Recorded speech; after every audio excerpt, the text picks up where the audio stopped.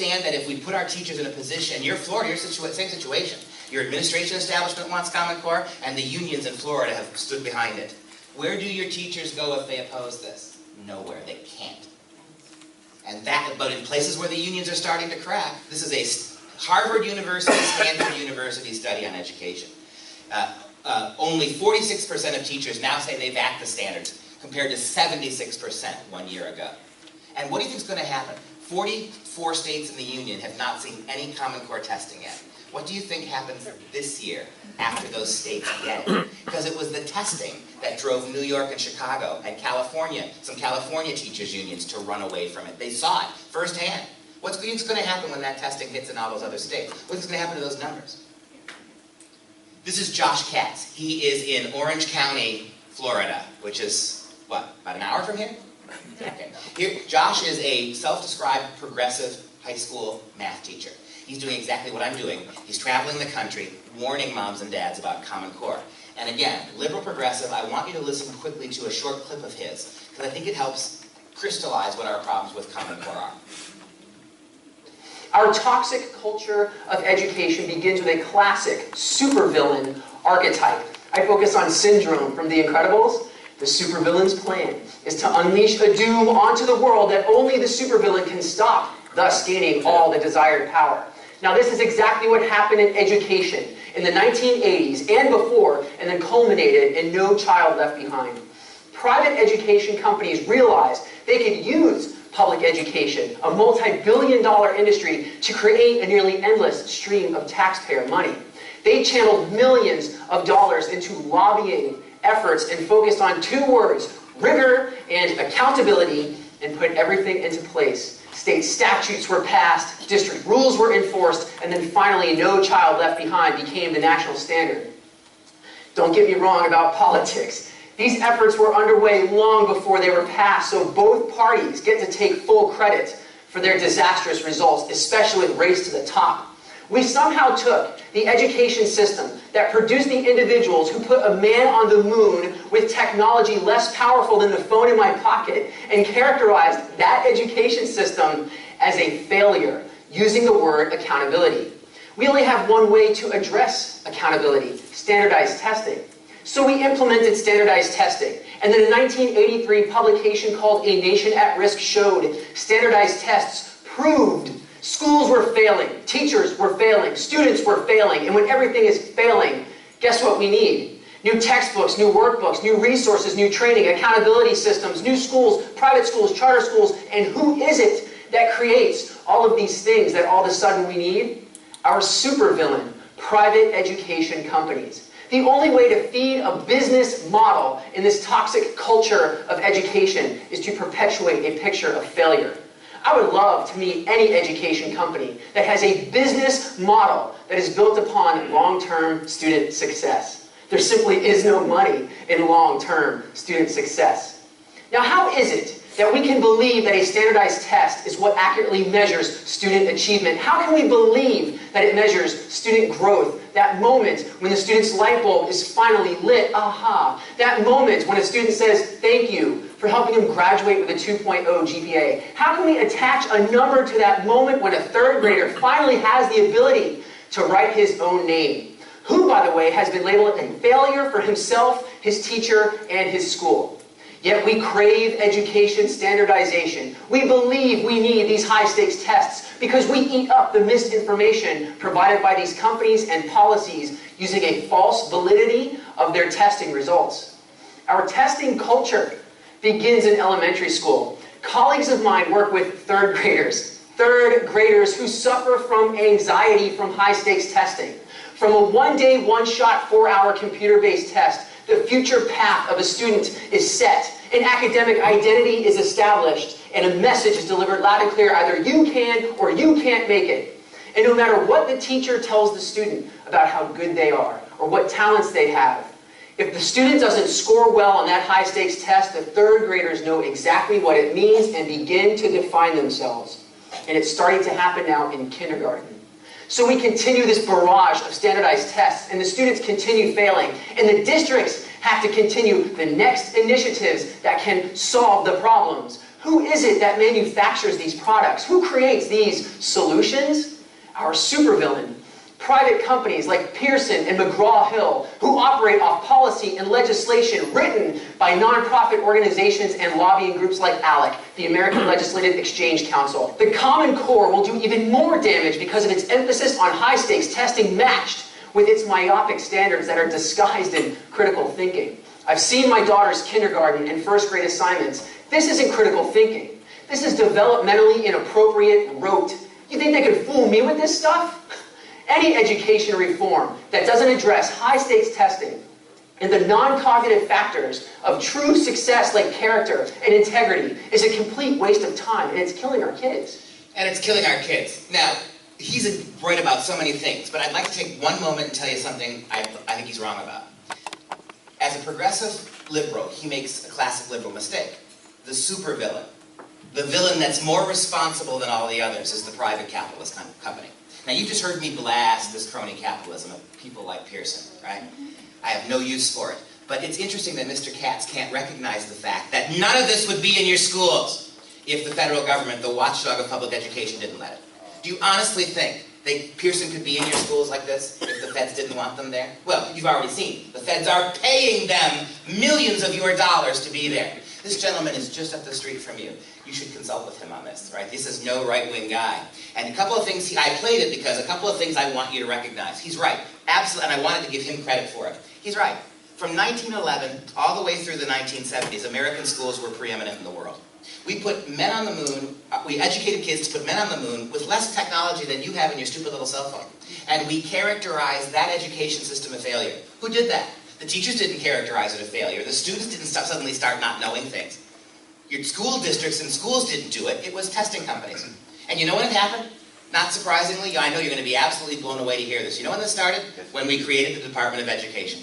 Oh, In the late 70s, right? The previous iteration of our current president, his doppelganger in the 70s, right? For 200 years in this country, we educated our kids at a very high level without a centralized Department of Education. And in the late 1970s, we created one, and what immediately happened? The Department of Ed had to justify its own existence, right? So they got, and the textbook, the publishing companies realized that all that money was being pumped, now that was all going to the schools, that local school districts were having, all that money now was being first pumped into the federal government at the Department of Ed. So the textbook companies realized that, hey, if we get our hands in that pie, that money will come to us. So the textbook companies like Pearson, they created tests that quote-unquote proved in the early 1980s that American schools sucked. And when you prove that, guess what happens? You throw out everything and you've got to buy all new textbooks. Yeah. We've been doing math the same way in the West for 2,500 years. It's given us Archimedes and Galileo and Newton and Einstein. And you know, if you know anything about math, you know, right, that from kindergarten through high school, nothing has changed mathematically. The numbers, the formulas, it's all the same. So what do we keep buying new math textbooks for? You know what you're doing? You're buying all this social engineering junk, all this diversity initiatives and multiculturalism, all this stuff that has nothing to do with adding, subtracting, multiplying, and dividing. Remember, we're old enough to remember the new math, aren't we? Well, what is Common Core? But what did you do, invent the numbers again? And here we are with Common Core math, which is a complete reinvention of something that didn't need to be reinvented in the first place. But as Mr. Katz points out, if I'm right and math hasn't changed, certainly not at the high school down level in all these centuries, if that hasn't, millennia, if that hasn't happened, you buy one math textbook and it's good for 50 years. There's no success in student achievement. If you're Pearson Publishing, you sell that one textbook and then 50 years later you come back and say, okay, anybody want another book? And that doesn't cut it for these companies. Yep. So you've seen what's happened in the last 40 years? Interestingly, corresponding exactly to when American schools started to fail. It's the standardization that's failing them. It's the nationalization that's failing them. How many of you got kids or grandkids? All of you. Can you get your 2 daughters and your 5 grandkids, could you get them all to get the exact same marks in all single subject areas? Absolutely. Of course you can. And if you can't do it in your families where you have some control, how are you going to do it with 60 million American school kids? Let's do the math that your schools refuse to do. Right? Education. That's the other thing I want to say. All right, fine. If you don't have an education degree, you have to shut up about education. But who is it that's put us in this problem in the last 40 years? Isn't it PhDs in education? Right? In typical big government fashion, the same people who screwed it up are telling you, you have no right to talk about it or fix it. It's shocking. Math. We've been doing math the same way all these years, and now all of a sudden, we need all these different ways to do it. The supervillain, right? Remember my definition. It's an unholy alliance between an out-of-control federal government and a small group of crony capitalist companies. And the thing about this union, what do the companies get out of this? The companies get money, lots and lots of money. What does the federal government get out of this? Control. You get this, right? You remember back in the old Nazi days, in the 1930s, right? All those companies, the very small group of companies that were allowed to work with the government and get rich. Companies like Volkswagen, right? Like the various chemical companies that worked with them. No sooner did the feds, the nationalists, the socialists actually, the Nazis, no sooner did they consolidate their power than the private companies went away after colluding, right? And you saw this in Soviet Russia. It's the same thing again and again. And Katz is exactly right about that. It's a dangerous thing. And if you don't believe me, how about this right-winger? How about Bill Gates? The man himself. Go back to 2009 when he was putting the whole scheme together and paying for it. When the tests are aligned to the common standards, the curriculum will line up as well. How do you get around? How do you write that off? How do your educational administrators and your feckless politicians who support this, how do they come to grips with the fact that the man who's orchestrating this is telling you that once we get our tests, once we get our standards into your schools, and then we start testing nationally, we get to determine what's taught. He who controls the tests controls what goes on in the classrooms. Do you know Common Core has already begun the process of renaming your teachers? They're not called teachers in the brand new Common Core textbooks. They're called facilitators. Do you understand why, right? Because there will be no teachers in the future. Teaching means that you have independent agency to dictate where things go. Now it's all scripted. In Wisconsin, we actually have teachers teaching math and English who aren't told until 1 week before they teach what they will teach. And they're getting faxes from the Department of Education in Wisconsin schools saying, okay, next week here's your slate. Here's what you'll talk about. Detailed scripts from Washington telling them, next week when you teach, here's what you're going to teach and how you're going to do it. And that blows up myth number 8, doesn't it? We have state and local control. Do you see what this is?